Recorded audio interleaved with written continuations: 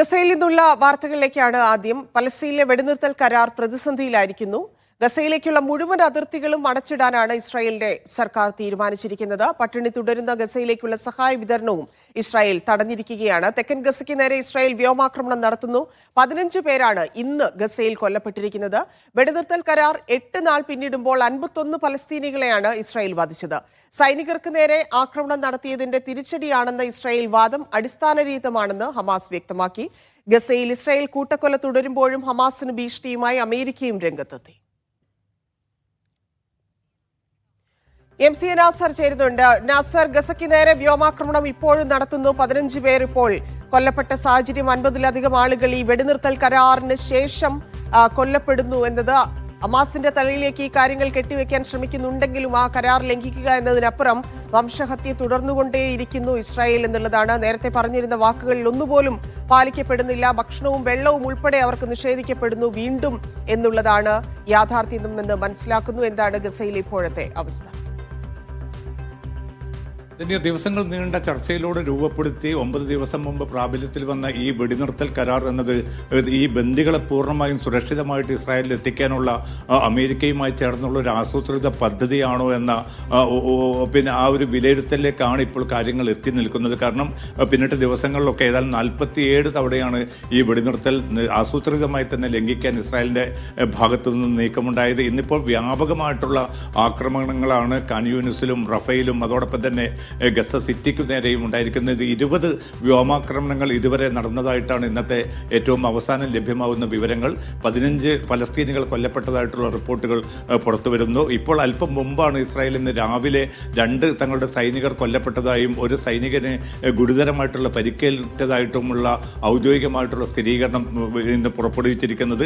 പക്ഷേ ഇത്തരമൊരു ആക്രമണത്തിന് പിന്നിൽ തങ്ങൾക്ക് യാതൊരു പങ്കുമില്ല. അടിസ്ഥാനരഹിതമായിട്ടുള്ള വാദങ്ങളും ഇത്തരം കാര്യങ്ങളും ഉയർത്തിക്കാട്ടി ഈ കരാറിനെ അട്ടിമറിക്കാനുള്ള ഒരു ആസൂത്രിത നീക്കമാണ് ഇസ്രായേൽ തുടരുന്നത്. അല്ലാതെ വെടിനിർത്തൽ ലംഘിക്കാൻ തങ്ങളുടെ ഭാഗത്തുനിന്ന് യാതൊരു നീക്കവും ഉണ്ടായിട്ടില്ല എന്നാണ് ഹമാസ് അല്പം മുമ്പ് പുറത്തിറക്കിയിരിക്കുന്ന പത്ര പ്രസ്താവനയിൽ വ്യക്തമാക്കിയിരിക്കുന്നത്.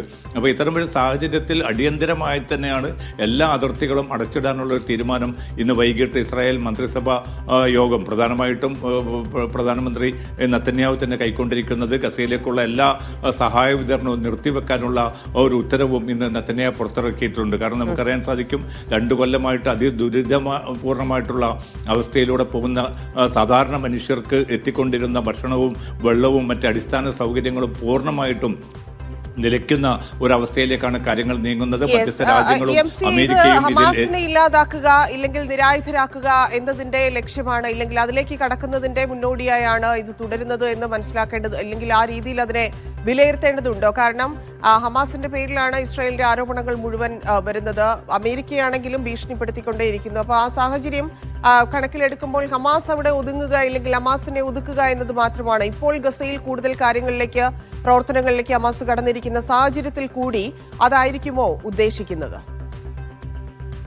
അതിൻ്റെ ഇതാണ് വലിയൊരു ആശങ്കയായിട്ട് ഇപ്പോൾ അമേരിക്കയും ഇസ്രായേലിനെയും അലട്ടുന്നത്. കാരണം 20 ദിന പദ്ധതിയിൽ അമേരിക്കയും ഇസ്രായേലും പ്രധാനമായിട്ടും മുന്നോട്ട് വെച്ചിരുന്നത് ഹമാസിന്റെ നിരായുധീകരണം, എല്ലാ ഭരണത്തിൽ നിന്നും മറ്റ് സ്വാധീന കേന്ദ്രങ്ങളിൽ നിന്നൊക്കെയും ഹമാസിനെ മാറ്റുക എന്നതായിരുന്നു. പക്ഷേ ഈ യുദ്ധാനന്തരം എന്ന് പോലും പറയാനാവില്ല. ഈ വെടിനിർത്തൽ താൽക്കാലികമായിട്ട് വന്നിരിക്കുന്ന ഈ ഒരു അവസ്ഥയിൽ പോലും ഹമാസ് വലിയ തോതിൽ പിടിമുറുക്കുന്നതിന്റെ ചിത്രങ്ങളാണ് അമേരിക്കയ്ക്കും ഇസ്രായേലിനും വലിയ നടുക്കം കൊള്ളിക്കുന്നത്. കാരണം സുരക്ഷാ രംഗത്ത് അതിശക്തമായിട്ടുള്ള ഒരു പിടിമുറുക്കത്തിലേക്ക് ഹമാസ് തിരിച്ചെത്തുന്ന ഒരു സാഹചര്യം ഉണ്ടായി. അത് മാത്രമല്ല, ഇസ്രായേൽ നിയോഗിച്ചിരിക്കുന്ന ക്രിമിനൽ സംഘത്തെ അമർച്ച ചെയ്യാനുള്ള അതിശക്തമായിട്ടുള്ള നീക്കങ്ങളും നടപടികളും ഹമാസ് നേതൃത്വം കൈക്കൊണ്ടു. ഇതൊക്കെയാണ് ഇപ്പോൾ വളരെ ഒരു ഭീതിയോടുകൂടി അമേരിക്കയും ഇസ്രായേലും നോക്കിക്കാണുന്നത്. കാരണം ഈ അർത്ഥത്തിലുള്ള ഒരു പദ്ധതിയല്ല, അല്ലെങ്കിൽ ഇങ്ങനെ ഒരു അവസ്ഥയല്ല ഗസയിൽ നിന്നും അമേരിക്കയും ഇസ്രായേലും ആഗ്രഹിക്കുന്നത്.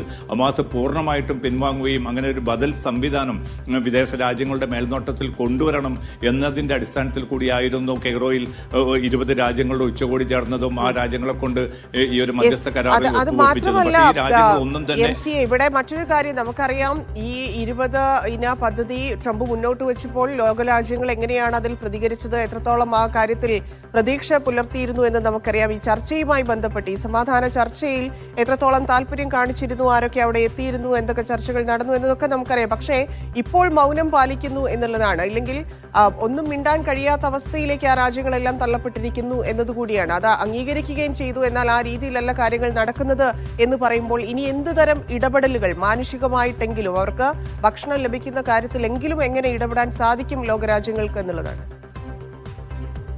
ഇതാണ് ഏറ്റവും വലിയ ഗുരുതരമായിട്ടുള്ള ഒരു അവസ്ഥ. കാരണം ഗസയിൽ എത്രയും ദുരിതപൂർണമായിട്ടുള്ള അവസ്ഥ, പട്ടിണി ഒരു വലിയ യാഥാർത്ഥ്യമായിട്ട് UN പോലും അംഗീകരിച്ചിരിക്കുന്ന അവസ്ഥ, ആശുപത്രികൾ പൂർണ്ണമായിട്ടും തകർക്കപ്പെട്ട അവസ്ഥ, ജനങ്ങളെ സംബന്ധിച്ചിടത്തോളം അടിസ്ഥാന ജീവന ഉപാധികൾ പൂർണ്ണമായിട്ടും ഇല്ലാതായിരിക്കുന്ന ഒരവസ്ഥ. ഇതിനെ മറികടക്കാൻ ആ ജനങ്ങൾക്ക് ഏറ്റവും എളുപ്പത്തിൽ വിലക്കുകളില്ലാതെ സഹായം ലഭ്യമാക്കുമെന്ന കരാറിൽ പറഞ്ഞ പ്രധാനപ്പെട്ട കാര്യമാണ്. അതോടൊപ്പം തന്നെയാണ് ഈ ബന്ദികളുടെ തടവുകാരുടെ പലസ്തീൻ തടവുകാരുടെ മൃതദേഹങ്ങൾ പൂർണ്ണമായിട്ടും വിട്ടുകൊടുക്കുന്നത്. 360 തടവുകാരുടെ മൃതദേഹങ്ങൾ കൈമാറുമെന്നാണ് കരാറിലുള്ളത്. അതിൽ 140ഓളം മൃതദേഹങ്ങൾ മാത്രമാണ് ഇപ്പോൾ കൈമാറിയിരിക്കുന്നത്. അതുപോലും അതിൽ 25 മൃതദേഹങ്ങൾ മാത്രമാണ് തിരിച്ചറിയാൻ പോലും സാധിച്ചിരിക്കുന്നത്. അത്രയും തീക്ഷ്ണമായിട്ടുള്ള ഒരു അവസ്ഥയിലൂടെ പലസ്തീൻ ജനത മുന്നോട്ട് പോകുന്ന അവർക്ക് അടിസ്ഥാന സൗകര്യങ്ങൾ, കുടിവെള്ളവും മറ്റ് സംവിധാനങ്ങളും ഏർപ്പെടുത്താനുള്ള ഒരു നീക്കവും നടക്കുന്നില്ല. അത് വൻശക്തി രാജ്യങ്ങൾ ഇടപെട്ടുകൊണ്ടാണ് ഈ കരാർ രൂപപ്പെടുത്തിയതെങ്കിൽ അവർക്കതിൽ സ്വാഭാവികമായിട്ടും ഒരു ബാധ്യതയുണ്ട്, ഒരു ധാർമ്മികവും നിയമപരവുമായിട്ടുള്ള ബാധ്യതയുണ്ട്. പക്ഷെ അത് നിർവഹിക്കാനുള്ള ഒരു നീക്കവും നടത്തുന്നില്ല. നേരെ മറിച്ച് 47 തവണ ഈ വെടിനിർത്തൽ ലംഘിക്കുകയും അതിശക്തമായിട്ടുള്ള ആക്രമണം ഈ ജനതയ്ക്ക് നേരെ തുടരുകയും ചെയ്യുന്ന ഇസ്രായേലിനെ അമർച്ച ചെയ്യാനോ ഇസ്രായേലിനെ അതിൽ നിന്ന് പിന്തിരിപ്പിക്കാനോ ഉള്ള നീക്കങ്ങൾ നടക്കുന്നില്ല. ഇപ്പോൾ പോലും സ്റ്റീവ് വിറ്റ്കോഫും ജറദ് കുഷ്ണറും ഉൾപ്പെടെയുള്ള അമേരിക്കൻ പ്രതിനിധികൾ പോലും വ്യക്തമാക്കുന്നത് ഹമാസ് നിരന്തരമായിട്ട് ഈ വെടിനിർത്തൽ കരാർ ലംഘിക്കുന്നതെന്നാണ്. ഇപ്പോൾ 16 മൃതദേഹങ്ങൾ മാത്രമാണ് ഇനി ഹമാസ് വിട്ടുകൊടുക്കാനുള്ളത്. അത് കണ്ടെത്തുക എന്ന ശ്രമകരമായിട്ടുള്ള ഒരു ദൗത്യമാണ്. അതിന് സമയമെടുക്കുമെന്ന് ട്രംപ് പോലും വ്യക്തമാക്കിയതാണ്. എങ്കിൽ പോലും ഇന്നൊരു മൃതദേഹം കൂടി കൈമാറും, ഇന്നലെ 2 കൈമാറിയിരുന്നു എന്ന് ഹമാസ് നേതൃത്വം വ്യക്തമാക്കുന്നുണ്ട്. അപ്പോൾ ഈ വെടിനിർത്തൽ മുന്നോട്ട് പോകണമെന്ന് ഫലസ്തീൻ ജനത ആഗ്രഹിക്കുന്നുണ്ട്. പക്ഷെ അതിനെ ഒരു നിലക്കും അനുവദിക്കുകയില്ല. തങ്ങളുടേതായിട്ടുള്ള ആസൂത്രിത താല്പര്യങ്ങൾ, ഈ ഗസയിൽ നിന്ന് ഈ ജനതയെ പുറന്തള്ളുക എന്നത് ഉൾപ്പെടെയുള്ള അതായത് ഇപ്പൊ തന്നെ ഇപ്പൊ ഈ 9 ദിവസത്തിൽ തന്നെ വീണ്ടും 51 പേരോളം കൊല്ലപ്പെട്ടു എന്നുള്ളതാണ് ഏറ്റവും ഞെട്ടലുണ്ടാക്കുന്നത്. അതിനപ്പുറത്തേക്ക് ഇതിൽ വേറൊരു രീതിയിലുള്ള പ്രതികരണങ്ങളോ ആലോചനകളോ ഒന്നും നടക്കുന്നില്ല എന്നുള്ളത് മറ്റൊരു ഭീതിപ്പെടുത്തുന്ന കാര്യമാണ്. ട്രംപ് മുന്നോട്ട് വെച്ച പദ്ധതി ഇങ്ങനെയായിരുന്നു അവസാനിക്കുക. അതായത് അന്ന് പ്രതീക്ഷ പുലർത്തിയിരുന്ന ആളുകൾ, നമ്മൾ ഉൾപ്പെടെയുള്ള ആളുകൾക്ക് ഒരു പ്രതീക്ഷയും തരാത്ത രീതിയിൽ വീണ്ടും ആ ആക്രമണം തുടരുന്നു, വംശഹത്യ തുടരുന്നു എന്നുള്ളത്, അതും പട്ടിണിക്കിട്ട്